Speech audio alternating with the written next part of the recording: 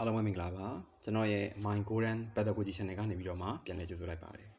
်ကျွန်တော်ဒီနေ့ဆွေးနွေးပြသွားမှာကတော့ဒေါက်တာဓမ္မနဲ့မြန်မာသားသင်ရိုးမှာပြဋ္ဌာန်းထားတဲ့စာစုဥပုံညာရေးတဲ့ရေတပြဆက်အကြောင်းပဲဖြစ်ပါတယ်ဒီရေတပြဆက်အကြောင်းမဆွေးနွေးခင်မှာပြဆက်စာပေကိုလိလာသုံးသက်တဲ့နေရာမှာအရေးပါတဲ့ပြဆက်တဘောတရားပြဆက်အသက်ပညာတွေကိုသိထားဖို့လိုအပ်ပါတယ်ဒီတော့အဲ့ဒီတဘောတရားအဲ့ဒီအသက်ပညာတွေကိုအရင်လေ့လာကြည့်ကြရအောင်ပထမဆုံးအနေနဲ့ပြဆက်စာပေဆိုတာဘာလဲပြဆက်စာပေဆိုတာမြန်မာစာပေမျိုးစာတစ်ခုပါမြန်မာစာပေကိုအကျဉ်းအဖြစ်ကြပြနဲ့စကားပြေးဆိုပြီးနှမျိုးခွဲလို့ရပါတယ်။အဲ့ဒီထဲမှာပြဿစာပေကလင်္ကာသွားစကားပြေးမျိုးစာဖြစ်ပါတယ်။နောက်တစ်ခုကသုဒစာပေနဲ့ယတစာပေဆိုပြီးနှမျိုးရှိတဲ့အထက်မှာပြဿစာပေဟာဥပဒေနဲ့ထိန်းချောင်းမှုမဖြစ်နိုင်တဲ့ကိုကျင့်တရားတွေကိုထိန်းသိမ်းပေးနိုင်တဲ့စဉ္ကြံတုံတရားတွေကိုပြဋ္ဌာန်းပေးနိုင်စွမ်းရှိတဲ့ယတစာပေဖြစ်ပါတယ်။ပြဿစာပေကညောင်ရဲခေတ်မှာစတင်ပေါ်ပေါက်ခဲ့ပါတယ်။ကိုမောင်ခေတ်မှာအထင်ကြီးစာပေဖြစ်ခဲ့ပါတယ်။ကိုလိုနီခေတ်ရောက်တဲ့အခါမှာတော့အရေးအတွက်အများကြီးထွက်ခဲ့ပါတယ်။ဒါပေမဲ့အရေးသွေးနေပါတဲ့စာပေတွေဖြစ်သတ်မှတ်ခြင်းခံခဲ့ရပါတယ်။အခုခေတ်မှာတော့ပြဿစာပေကကျွန်တော်တို့တွေ့ချင်ရင်တော့တွေ့ဖို့အင်မတန်ခင်းသွားတဲ့စာပေတွေဖြစ်နေပါပြီ။တနည်းပြောမယ်ဆိုလို့ရှိရင်တော့တိမ်မြုပ်ပြောက်ကွယ်လိုနေပါဖြစ်နေတဲ့စာပေတွေဖြစ်နေပါပြီ။ပြဿရဲ့အဓိပ္ပာယ်ဖွင့်ဆိုချက်နဲ့ပတ်သက်ပြီးတော့မှမြန်မာပြည်တန်ပါဝင်စာရေးဆရာတွေစာပေပညာရှင်ကြီးတွေရဲ့ဖွင့်ဆိုချက်တွေအများကြီးရှိပါတယ်။အဲ့ဒီတက်ကမှကောင်းတို့ရာအဓိပ္ပာယ်နှစ်ခုကိုဆွေးနွေးမျှဝေသွားပါမယ်။ပထမတစ်ခုကဆရာကြီးဒေါက်တာဦးမီဦးရဲ့ပြဿတဘောတရားပြဿအသက်ပညာစာအုပ်ထဲကဖွင့်ဆိုချက်လေးဖြစ်ပါတယ်။ဆရာကြီးကအဲ့ဒီမှာဗာပြောထားတော့ဆိုလို့ရှိရင်ပြဿဆိုတာဟာတဲ့အကြောင်းအရာအဖြစ်အပျက်တစ်ခုခုကိုဇလန်းဖန်တီးပြီးပေးတဲ့သိမြင်ခံစားလာရအောင်ဖတ်ရှုလိုပဲဖြစ်ဖြစ်ပြသလိုပဲဖြစ်ဖြစ်အသုံးတော်ခံရတဲ့အမှုပညာတစ်မျိုးလို့ဖွင့်ဆိုထားပါတယ်။ဆရာကြီးရဲ့ဖွင့်ဆိုချက်လေးကိုကြည့်လိုက်မယ်ဆိုလို့ရှိရင်ပြဿဆိုတာဟာကျွန်တော်တို့နဲ့တိတ်မွေးကွာလွန်းတဲ့အမှုပညာတစ်ရပ်ဖြစ်တယ်ဆိုတာမြင်သာပါတယ်။အခုခေတ်ရုပ်ရှင်တွေရဲ့ဘိုးဘွားပြည်ပင်ဟာပြဿပါပဲ။ဂဏိရုပ်ရှင်တွေမှာဇလန်းတွေပါသလိုပြဿတွေမှာလည်းဇလန်းတွေပါပါတယ်။ဂဏိရုပ်ရှင်တွေမှာပရိသတ်ကိုတစ်ခုခုသိမြင်ခံစားလာရအောင်လုပ်သလိုပြဿတွေဟာလည်းတစ်စုံတစ်ခုကိုသိမြင်ခံစားလာရအောင်လုပ်ပေးပါတယ်။နောက်တစ်ခုကသူတို့နှစ်ဦးစလုံးဟာပရိသတ်ကိုအသုံးတော်ခံတဲ့လူပညာတွေဖြစ်တယ်ဆိုတာပါပဲ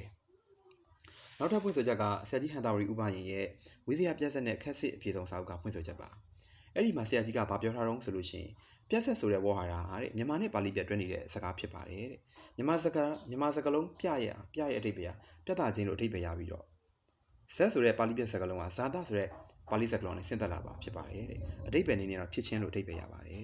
်ဒီတော့ပြဿဆိုတဲ့စကားလုံးကိုအဓိပ္ပာယ်တွဲပြီးဖွင့်လိုက်မယ်ဆိုလို့ရှိရင်အဖြစ်အပျက်ကိုထင်ရှားအောင်ပြသခြင်းလို့မှတ်ယူအပ်တယ်လို့ဆရာကြီးကဖွင့်ထားပါတယ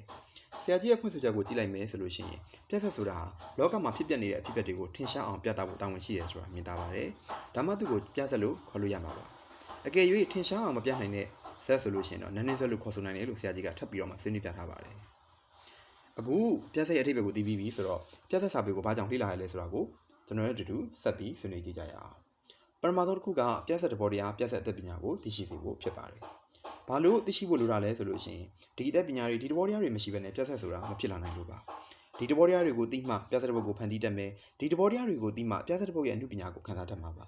နောက်တစ်ခုကပြဿကပေးတဲ့ဘဝအသိပညာတွေကိုလက်တွေ့မှာအသုံးချနိုင်ဖို့ပါပြဿဆိုတာဟာစာပေတစ်ခုအမှုပညာတစ်ခုဖြစ်တဲ့အတွက်ကြောင့်မို့လို့ဘဝအသိပညာတစ်ခုပြင်ဆင်မြဲပါအဲ့ဒီအသိပညာကိုရရှိအသုံးချစေချင်တာကြောင့်ပြဿတွေကိုကျွန်တော်တို့လေ့လာရတာဖြစ်ပါတယ်ကျွန်တော်တို့လေ့လာတွေ့ရှိရတဲ့များပြဿစာပေတွေကိုအမျိုးအစားခွဲလိုက်မယ်ဆိုရင်တခန်းရဲ့ပြဿနဲ့အခန်းပြပြဿဆိုပြီးတော့နှမျိုးခွဲလို့ရနိုင်ပါတယ်တခန်းရဲ့ပြဿဆိုတာကအခန်းတစ်ခန်းနဲ့ပေါင်းဝင်တဲ့ပြဿကိုဆိုလိုတာပါအခန်းပြပြဿဆိုတာကအခန်း3ခန်းသို့မဟုတ်5ခန်းပေါင်းဝင်လေးရှိတဲ့ပြဿတွေဖြစ်ပါတယ်အခုပြဿမျိုးစားတွေကိုသိပြီးပြီဆိုတော့ပြဿတွေကိုလေ့လာတဲ့အခါမှာအတွေ့အများဆုံးနဲ့အရေးကြီးဆုံးဖြစ်တဲ့ပြဿအင်္ဂါရပ်တွေကိုဆက်ပြီးလေ့လာကြည့်ကြရအောင်အဲ့ဒီအင်္ဂါရပ်တွေထဲကမှပေါ်လွင်ထင်ရှားတဲ့အင်္ဂါရပ်တွေကတော့ရည်ရွယ်ချက်ဇလံဇက်ဆောင်နောက်ခံကာလဒေတာဇက်ဇက်ကဇက်ချင်းနဲ့ခိထင်ချက်တွေပဲဖြစ်ပါတယ်ဆက်ပြီးတော့အဲ့ဒီအင်္ဂါရပ်တွေကတစ်ခုချင်းစီကိုအကြမ်းမြင်လေ့လာကြည့်ကြရအောင်ပထမအင်္ဂါရပ်ကတော့ရည်ရွယ်ချက်ပါစာဆိုရဲ့အာဘောဒါမှမဟုတ်စေတနာလို့လည်းခေါ်ကြပါတယ်ပြဿနာဘုတ်ကိုလေ့လာတဲ့အခါမှာဖြတ်ဖြူပြလို့တဲ့ရည်ရွယ်ချက်နဲ့ရေးတာလားဘုဒ္ဓတာပြလို့တဲ့ရည်ရွယ်ချက်နဲ့ရေးတာလားဘဝတိပညာပြလို့တဲ့ရည်ရွယ်ချက်နဲ့ရေးတာလားဆိုတာသုံးသပ်ခဲ့ပြတဲ့ဖို့လွယ်ပါတယ်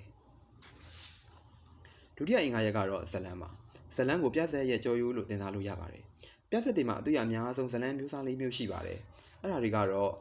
ဇဏိပတ်နတ်သမိုင်းတိုက်သမိုင်းနဲ့ထိုးဆက်တွေပဲဖြစ်ပါတယ်ဒီနေရာမှာဇဏိပတ်ဆိုတာကဖျားဇဏိပတ်တွေ950ဇက်တွေဗုဒ္ဓဝင်တွေမဟာဝင်တွေကနေကောက်နှုတ်ထားတဲ့ဇလံတွေကိုပြောချင်တာပါနတ်သမိုင်းဆိုတာကဗဘဲမောင်တင်တဲ့တို့ပြဝိပြတ်သားတို့ဥရှင်ကြီးတို့လိုဇလံမျိုးတွေကိုပြောပါတိုက်သမိုင်းဆိုတာကတော့ဥစ္စာဆောင်တွေနဲ့ပတ်သက်တဲ့ဇလံတွေကိုပြောတာပါနောက်ဆုံးတစ်ခုဖြစ်တဲ့ထိုးဆက်ဆိုတာကတော့စာဆိုရဲ့ကိုပိုင်ဉာဏ်ကိုအခြေခံထားတဲ့ဇလံတွေကိုပြောချင်တာပါပြဿရဲ့နောက်ထပ်အင်္ဂါရပ်ကတော့ဆက်ဆောင်ပါ ဇက်ဆောင်ကပြဆက်ရဲ့မျက်နှာနဲ့တူပါတယ်ပြဆက်ဒီမှာတွေ့ရအများဆုံးဇက်ဆောင်တွေကကတော့လူသားဇက်ဆောင်တွေတိရစ္ဆာန်ဇက်ဆောင်တွေနတ်ဇက်ဆောင်တွေဥစ္စာဆောင်ဇက်ဆောင်တွေတရေဇက်ဆောင်တွေဆိုပြီးမျိုးပုံတွေ့ရမှာဖြစ်ပါတယ်ဒါပေမဲ့လွယ်လွယ်ကူမှတ်ချင်လို့ရှိရင်တော့လူသားဇက်ဆောင်နဲ့လူသားမဟုတ်တဲ့ဇက်ဆောင်လို့မှတ်ယူလို့ရပါတယ်နောက်ထပ်အင်္ဂါရက်ကတော့နောက်ခံဒေတာပဲဖြစ်ပါတယ်နောက်ခံဒေတာဆိုတာဟာဇက်ဆောင်တဲ့ဇလံကိုတစ်မျိုးတစ်ပုံထောက်ပံ့ပေးနေတဲ့လူပညာစိတ်ပိုင်းတစ်ခုဖြစ်ပါတယ်ပြဆက်တွေမှာပါဝင်လေးရှိတဲ့နောက်ခံဒေတာတွေကမီနီပြီးတော့တောတောင်ရီမီတပါပုံဝင်ခြင်းလုပ်ငန်းဝင်စကန်တွေနဲ့ထွေထွေနောက်ခံဝင်ခြင်းတွေပဲဖြစ်ပါတယ်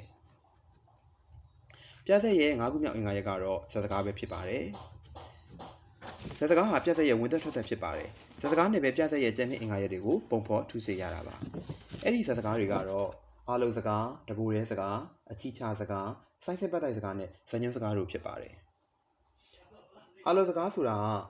ဇက်ဆောင်တွေအချင်းချင်းအပြန်အလှန်မပြောမိမှာတူဦးဟာတူကိုရှေ့ရှုခေါ်ဝဲတဲ့စကားဖြစ်ပါတယ်တကူရဲပြောစကားဆိုတာကဇက်ဆောင်တကူရဲပြောဆိုမြင်တဲ့စကားဖြစ်ပါတယ်အချီချစကားဆိုတာကဇက်ဆောင်အချင်းချင်းအပြန်အလှန်ပြောတဲ့စကားဖြစ်ပါတယ်စိုင်းစစ်ပတ်တိုက်စကားဆိုတာကဇက်လန်းကိုစိုင်းတန်နဲ့ချိတ်ဆက်တရုပ်ဖော်ဖို့အတွက်စိုင်းဆရာကိုတီးလုံးတီးဖို့အချက်ပြတဲ့စကားဖြစ်ပါတယ်ဇညွန်းစကားဆိုတာကတော့ပြဆက်ရေးဆရာကပြဆက်ကိုကပြအသုံးတော်ခံနိုင်မှုအတွက်လိုအပ်တယ်လို့ညွှန်ကြားတဲ့အညွှန်းစကားတွေဖြစ်ပါတယ်ပြဆက်ရဲ့နောက်ထပ်အင်္ဂါရက်ကတော့ဇက်ချင်းပဲဖြစ်ပါတယ်မြေတောင်ပြောပြရလို့ရှိရင်ယခုရုပ်ရှင်တွေမှာတွေ့မြင်နေရတဲ့သချင်းတွေလိုမျိုးပါပဲဇက်ချင်းဆိုတာဟာပြဆက်မှာဇက်သွားလိုက်တီးဆိုတီးမှုန်နိုင်မှုထည့်သွင်းထားတဲ့ဂီတသီးသချင်းတွေဖြစ်ပါတယ်ဇလန်နဲ့တက်ဆိုင်တဲ့အကြောင်းချက်တွေကိုတီးဆုပ်တီးမှုန်ထားတဲ့တီးဆိုတီးမှုန်ထားတဲ့သချင်းတွေလို့လည်းပြောလို့ရပါတယ်ချွင်းချက်အနေနဲ့ပြောချင်တာကကျွန်တော်တို့နောက်လေ့လာမယ့်ရည်တဲ့ပြဆက်မှာဇက်ချင်းမပါဘူးဆိုတာပါပဲပြဆက်ရဲ့နောက်ဆုံးအင်္ဂါရက်ကတော့ခေတ္တရဲ့ချက်ဖြစ်ပါတယ်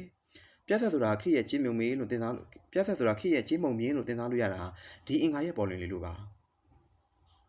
ခေတ္တရဲ့ချက်ဆိုတာပြဆက်စာပေကိုဖတ်ရှုတဲ့အခါမှာခေကိုတနည်းမဟုတ်တနည်းနဲ့ထင်ရပေါ်ပြနေတာကိုဆိုလိုပါတယ်